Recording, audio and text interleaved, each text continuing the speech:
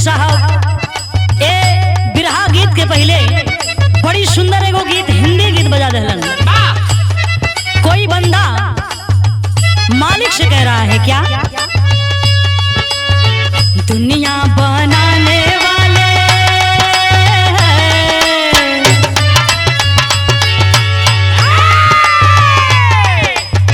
दुनिया बनाने वाले क्या तेरे मन में समाई,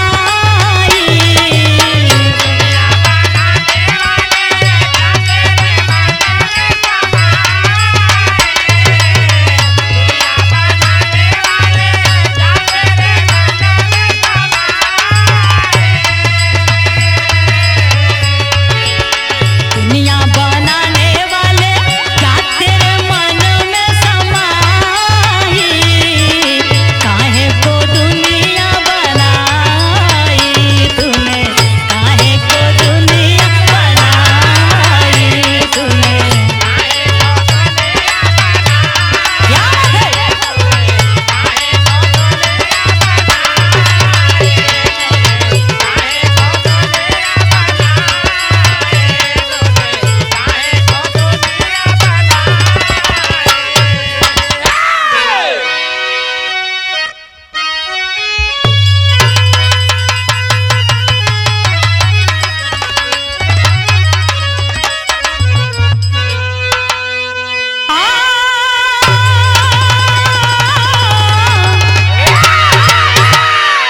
हो समरिया हो भोले बाबा जोगिया हो राम।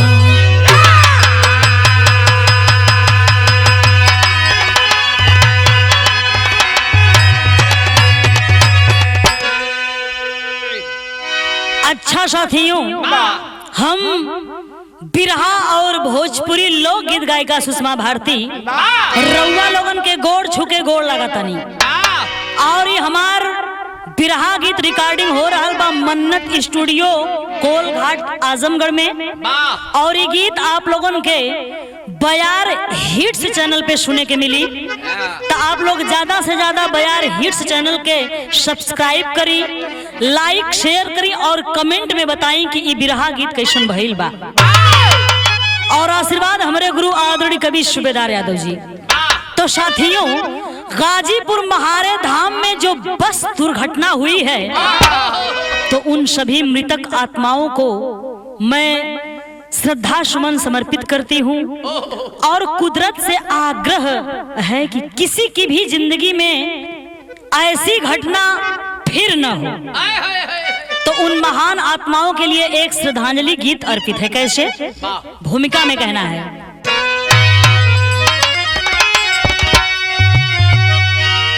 कि जिंदगी के सफर में बहुत मोड़ हैं,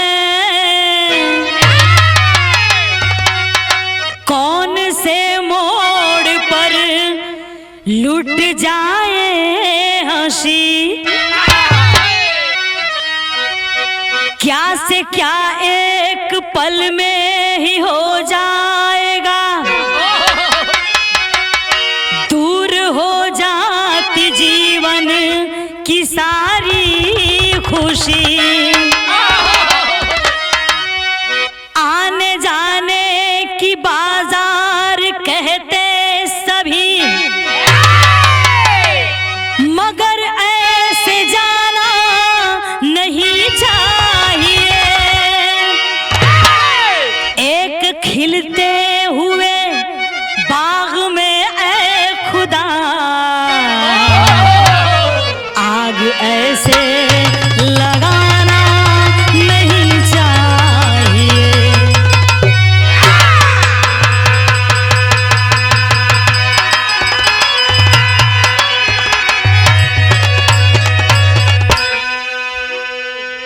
कवि जी लिखते हैं कि एक खिलते हुए बाग में ऐ खुदा आग ऐसे लगाना नहीं चाहिए।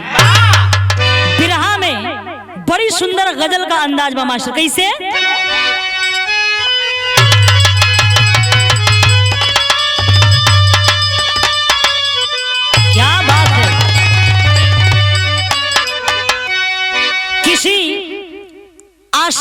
मासूका की बात है, जो आशिक अपने मासूका के प्रति बेवफाई कर गया है, तब वो दिल के जख्मों को देखकर कहती है क्या कि मैं तेरे शहर से आए यार गुजर जाऊंगी, आज के बाद कभी फिर ना नजर आऊंगी, तेरी नजरों से सितमगर दूर मैं हो जाऊंगी,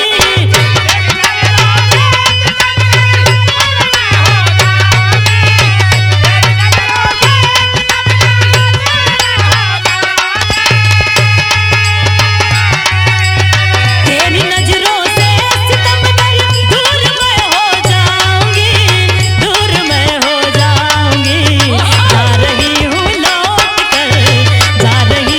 लौट कर वापस कभी ना आऊंगी।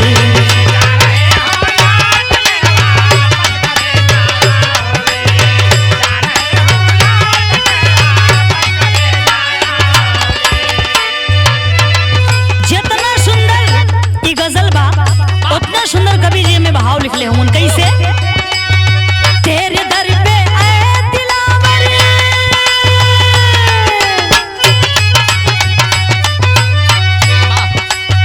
तेरे दर पे आए दिलावर कारवां लुट जाएगा,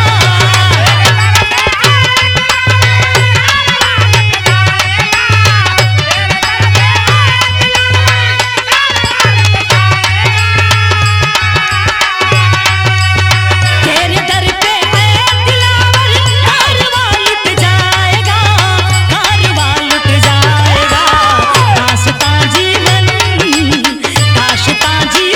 की लेकर फिर न कोई आएगा, दास्तां जीवन क्या बात है, बहुत अच्छे।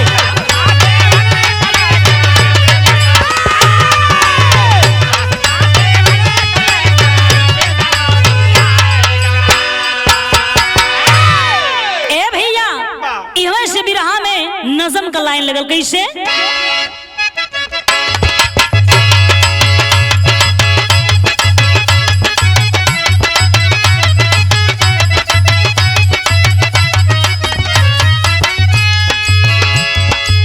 धरा गमगीन है,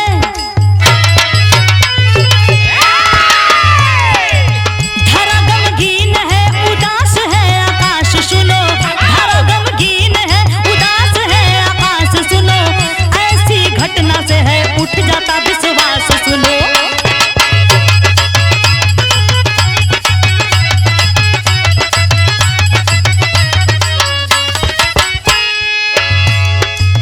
हत्या गुलशन जी की मंदिर बीच होती है, देख हैवानियत इंसानियत ये रोती है, शहर महू में खिरिया कांझा की कहानी है, कलम है कांपती नैनों से आता पानी है, वहीं के रहने वाले नंदू पासवान रहे, वहीं के रहने वाले नंदू पासवान रहे, पत्नी कुंती और 5 है संतान रहे, जिया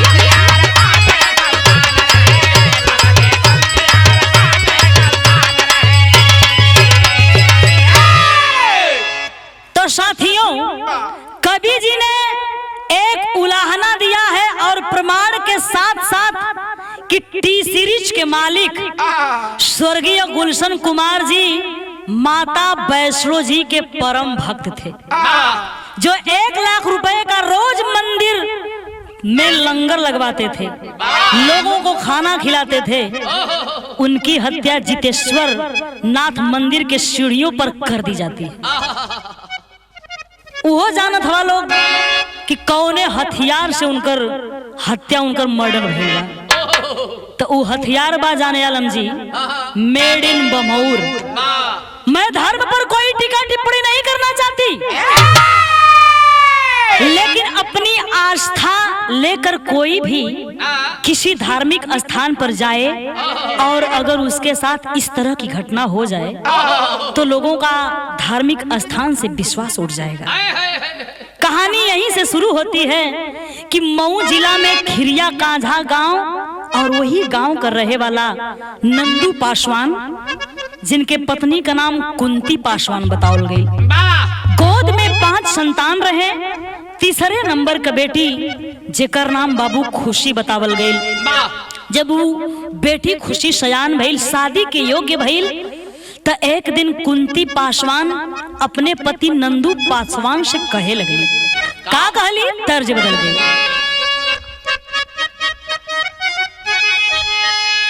बड़ी प्यारी तर्ज बा। कोनो लड़की का नया नया गवना भइल, आ देखी जब वो कुंवार रहल तो बड़ा कुल सपना सजौले रहले गुड्डू कि ससुरे जाइब तो अपन कुल सपना पूरा करब। अब नैहरे में चाइनीज चीज खैले बा, आ जब ससुरा में गई तो मन पसंद का भोजन नहीं खे मिले। का ना मिले?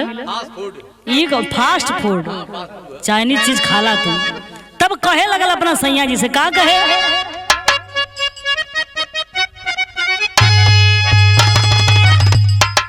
कि जब से अली ससुराल खाली घुटते बानी दाल।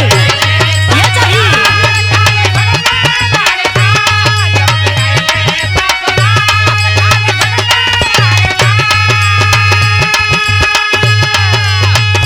जब से अली ससुराल खाली घुटते बानी दाल।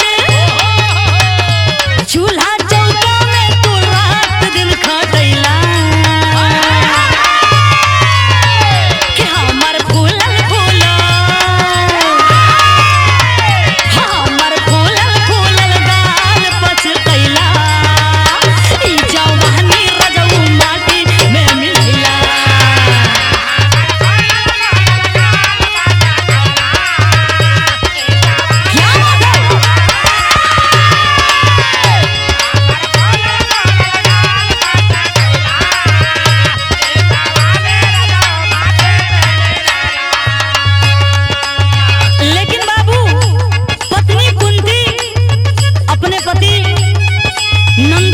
से करल बाकी ए जी अब तो बेटी शादी योग्य हो गई बा, तो शादी के बाद कहीं चलाई ना।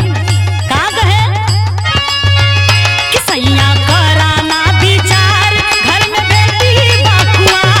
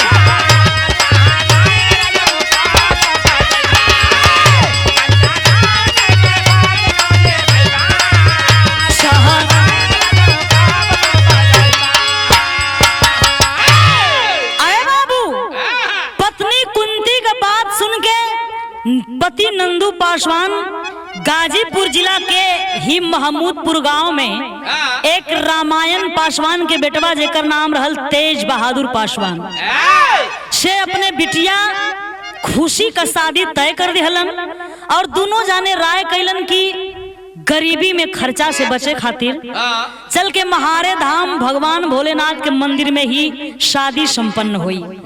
तब भइल का गीत बदल गई।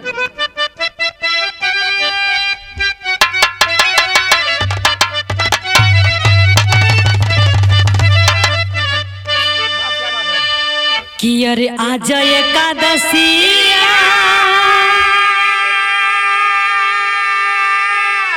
बिहान दुआदशिया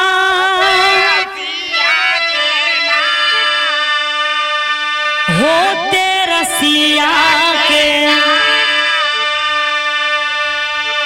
आई हा पिया परदेसिया ते रसिया के ना।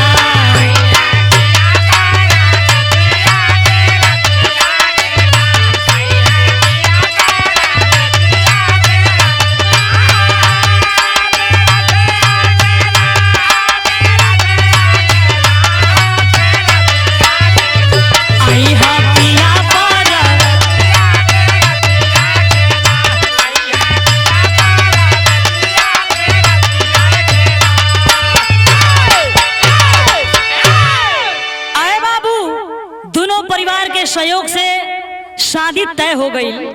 तो भइल का कि रहली 11 तारीख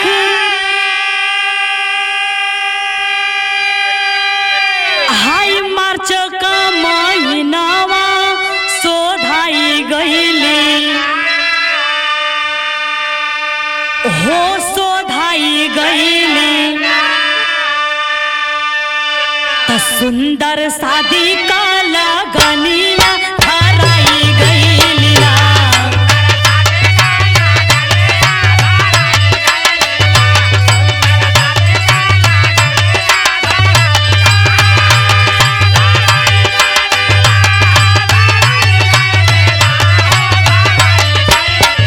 सुंदर शादी का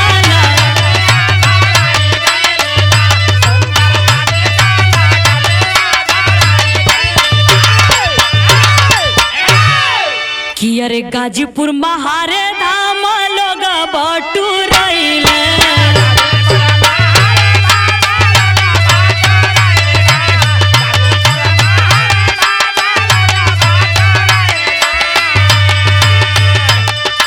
गाजीपुर महारे धाम लोग बटुरई है।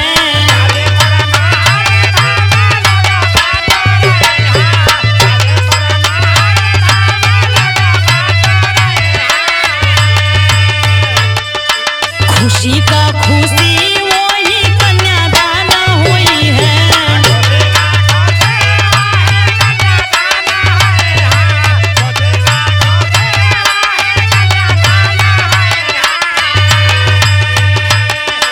प्यार से बाबुनिया के हाथ में मेहदिया रचाई गईली ना हो रचाई गईली ना अंग अंग में हरदिया लगाई गईली।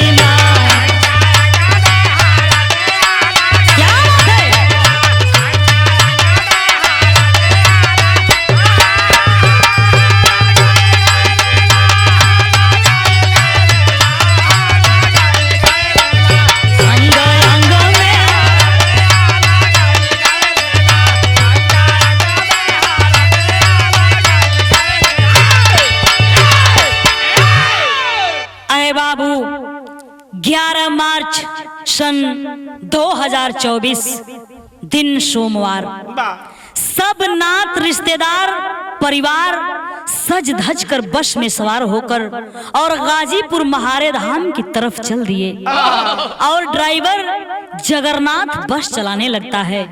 तो हुआ क्या, तर्ज बदल गया।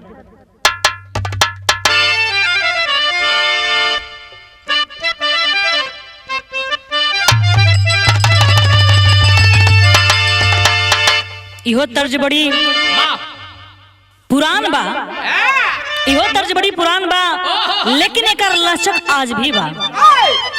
कैसे?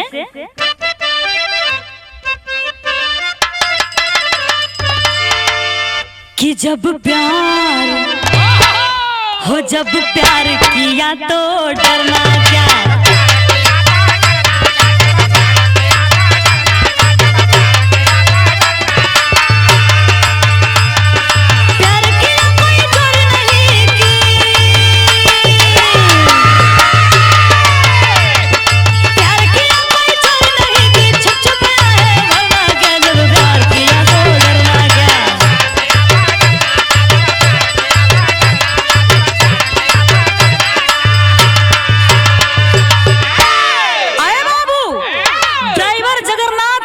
चलाने लगता है, बस चल देती है महारे धाम की तरफ। तो हुआ क्या कि तब बस मचाती शोर चली।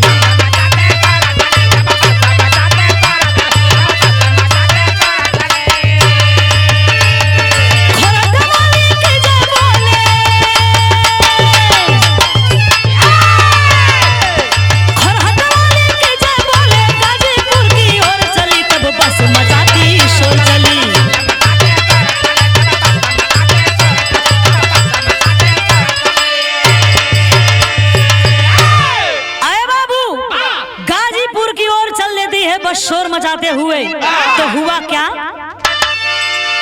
कि धाम महारे पास है आई, जाम लगा था रोड पे भाई।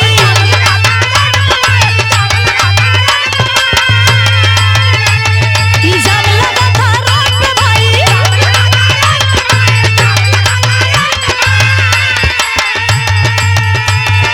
अधिकारी जन के कहने पर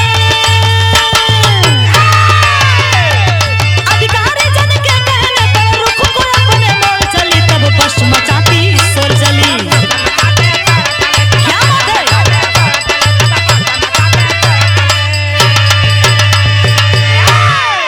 आए बाबू, जब बस महारे धाम पहुंचती है तो वहां हर सोमवार को मेला लगता था और मेले में भीड़ होने के कारण रोड पर जाम लगा था। तो वहां पर ड्यूटी करने वाले अधिकारियों ने बस को वहीं रोक दिया और कहा कि ट्रैफिक जाम है, बस आगे नहीं जा सकती, आप लोग यहाँ से पैदल जाइए उतरकर। तो साथियों, कुछ लोग तो उतरकर पैदल ही चल दिए, लेकिन कुछ लोगों ने कहा कि बगल से एक लोकल रास्ता है, इसी बगल से लेकर चलो ड्राइवर। और जो लोग बस में बैठे हैं बाबू, उनको लेकर ड्राइवर उसी लोकल रास्ते से चल देता है। तो हुआ क्या, तर्ज बदल गई।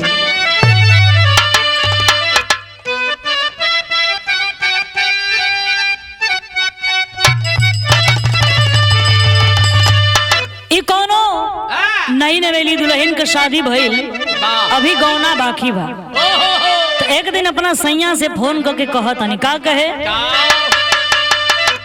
कि अपने नैहरावा में तोहके बोलवली सैया।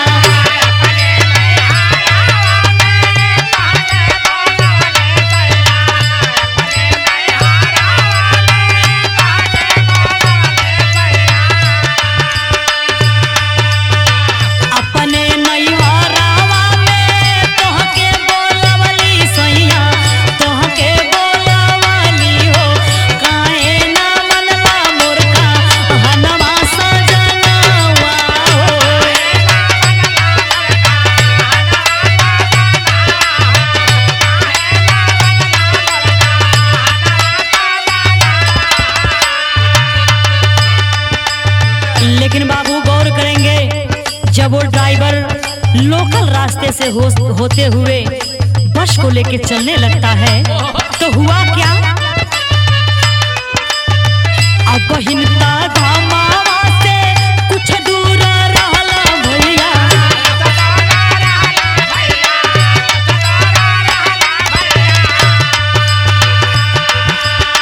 अब बहिनता धामावा से कुछ दूर रहला भैया, कुछ दूर रहला हो, लटकल बाती जली का तार बिरनवा हो।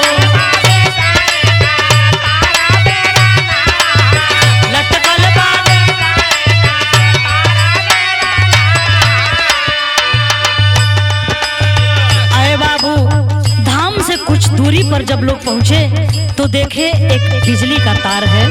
तो हुआ क्या, दौड़ल करंट बस में तार सटी गई हो।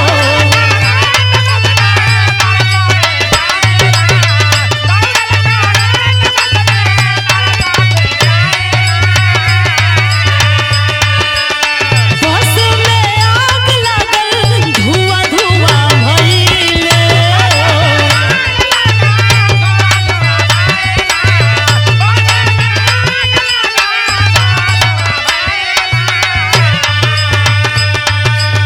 ड्राइवर जगर ना था तजले परनवा हो।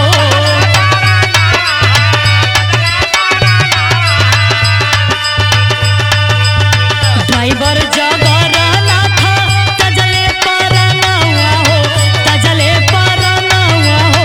जरे लागल सब नर नरिया बिरनवा हो।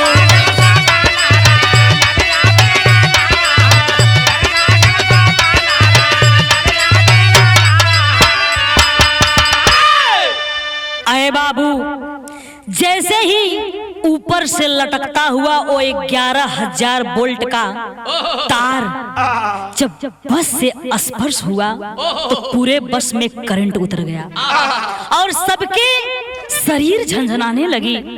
सबसे पहले तो बेचारा ड्राइवर खत्म होता है और सीएनजी बस होने के कारण टंकी फटती है और पूरा बस धू धू करके जलने लगता है। अरे बाबू, जो लोग कूद कर भागना चाहते हैं उन्हें करंट पकड़ कर रखा है और जो भाग ही नहीं पा रहे हैं, किसी तरह कुछ लोग भागने में कामयाब हुए, लेकिन देखते ही देखते पूरी बस में आग लग जाती है। पूरी बस आग के लपेट में आ जाती है। तो हुआ क्या, टेरी की लाइन में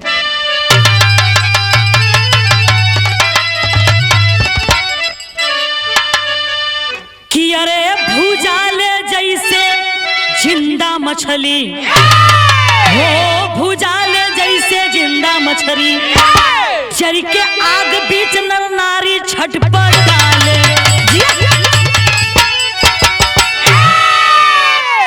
चर के आग बीच नर नारी छटपटाले, भुजाले जैसे जिंदा मछली। अरे बाबू, होता क्या है, पहपट की लाइन में कहना बा।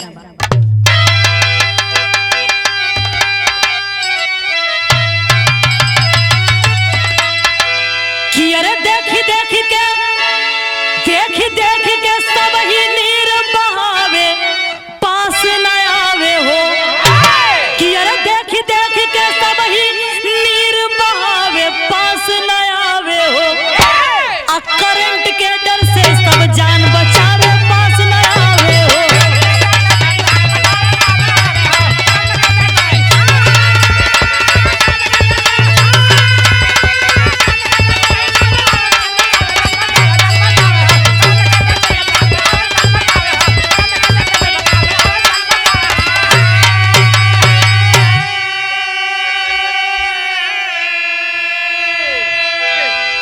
कुछ देरी के बाद में लोगवा आग पर काबू पवले हो। अब 5 लोग मौके पर देखा, जरी के राख हो गईले हो। अरे फोन से लगवा एम्बुलेंस बुलवा में, पास न आवे हो। अरे फोन से लगवा एम्बुलेंस बुलवा में, पास न आवे हो। अजेबा घायल अस्पताल भेजवावे, पास न आवे हो। अरे बाबू, 5 लोगों की मौके पर ही मौत हो जाती है, दम तोड़ दिए। वो इतनी ज्यादा जल चुके थे कि उनकी लाशें भी पहचान में नहीं आ रही थी बाबू। और जो लोग जिंदा थे, घायल थे, उन्हें उपचार के लिए एम्बुलेंस द्वारा हॉस्पिटल पहुंचाया गया। लेकिन यहाँ कवि जी ने दोबारा ऐसी घटना न हो, इसके लिए कुछ कोटेशन भरी बातों को आल्हा के प्रमाण में दिए हैं। कैसे?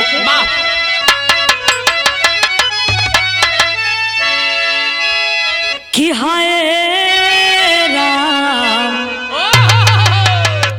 कि बिना गलती के नहीं ए बाबू बिना गलती के नहीं होल दूर घटना भैया कहीं ना कहीं तो कवनो गलती भइल बा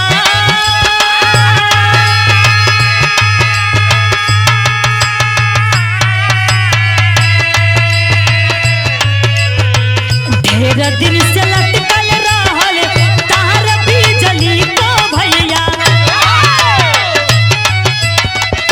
विद्युत विभाग कहाँ सुन रहल जा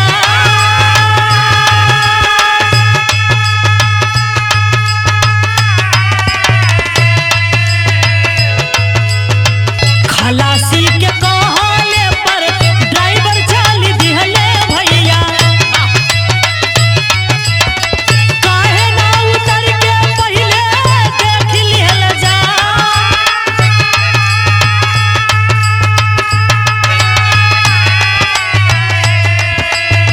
सीएम योगी जी तब कइला एलनवा भैया 5 लाख राशि जाई मृतकन के दिया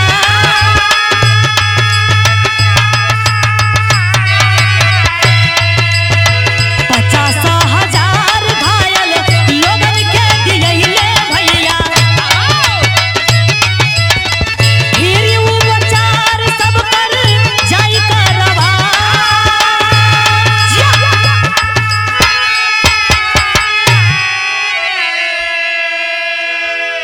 अरे बाबू आप लोग देखे होंगे कि रोड पर लिखा होता है कि सावधानी हटी तो दुर्घटना घटी। तो पहली लापरवाही तो बिजली विभाग की थी कि इतने दिनों से वो 11,000 वोल्ट का बिजली का तार लटके हुए तार को लोग हटा नहीं पाए, हटवा नहीं पाए।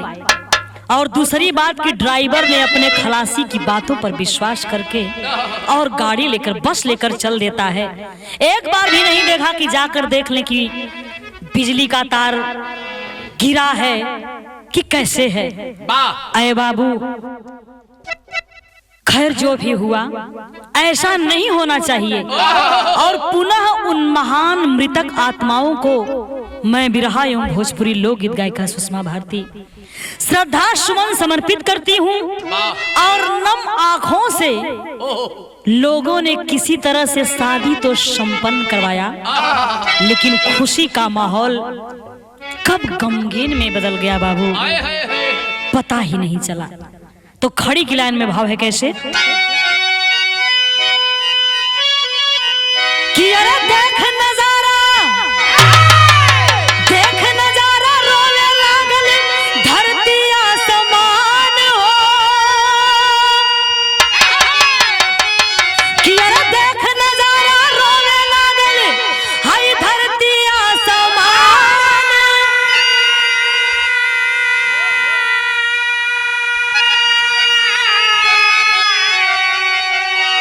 अरे देख नजारा रोने लागल हाय धरती आसमान हो। एक और जरे लाश ए बाबू एक और जरे लाश एक और भइले कन्यादान हो। एक और जरे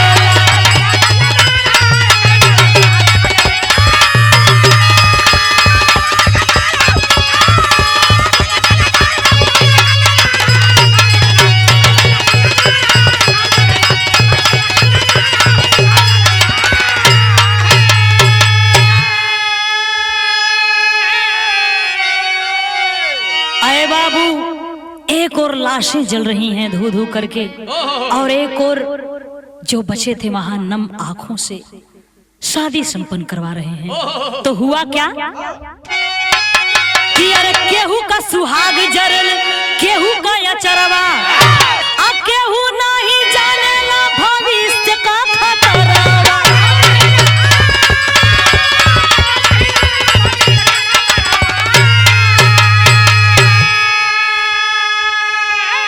अरे खिल के फुलवारी सुंदर हो गइल बीरा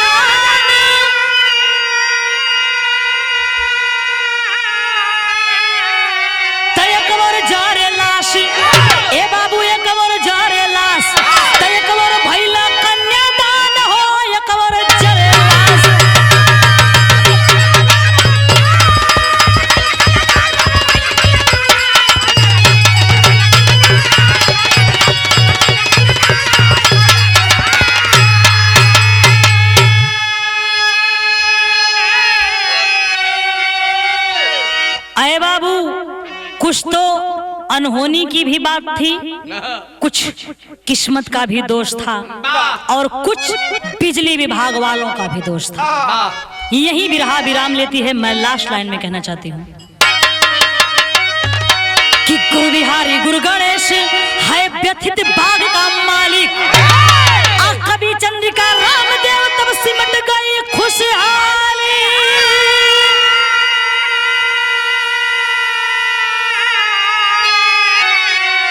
अरे भुजाले जैसे जिंदा मछली हो, भुजाले जैसे जिंदा मछली, तो सुषमा सूबेदार कर मलमल के पस्ताले, भुजाले जैसे जिंदा।